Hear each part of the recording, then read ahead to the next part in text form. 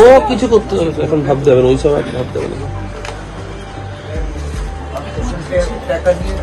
দিদি তুমি লাস্টে ওখানে দরজা খুলতে পারছি না, তখন আমার তো ওই টানা সিস্টেম ওরকম, তো ওইটাকে কি করেছি একটা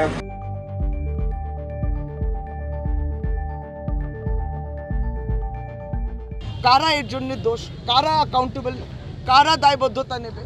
এই দেশব্যাপী আপনারা যেটা করছেন বিভাজন, শুধু তাই নয়, মানুষকে একবারই তার জ্বর থেকে আপনারা উৎখাত করার চেষ্টা করছেন, তার প্রাণটা কেড়ে নিচ্ছেন। এটা অত্যন্ত বড় অপরাধ। আজকে শ্রী অভিষেক বন্দ্যোপাধ্যায় তৃণমূল কংগ্রেসের আমাদের এই 5 সদস্যর ডেলিগেশনকে পাঠিয়েছেন। আমরা এখানে ছিলাম, আমরা আছি, আমরা থাকব। ভবিষ্যতে এই পরিবারের পাশে আমরা তাদের যত্ন নেব, তাদের যা যাবতীয়, যাতে সেই শোকটা কিছুটা হলেও আমরা ধরে নিতে পারি, সেই শোকটা আমরা নিলাম, সে দায়িত্বটা আমরা নিলাম। গোটা ঘটনাটা যেভাবে এই দেবাশিস ট্রমাটাইজড হয়ে গেছিলেন এবং শেষ পর্যন্ত আত্মহত্যা করেছেন, এই যে সমানে সিএ, সমানে এনআরসি, পায়ের তলার মাটি চলে যাচ্ছে, মাথার উপরে ছাদ চলে যাচ্ছে, ট্রমাটাইজড হয়ে গেছিলেন। বাড়ির লোকেরা সবাই বলছেন, এখানে তো আমাদের প্রতিনিধি দলের সকলেই কথা বলেছেন তাদের সঙ্গে।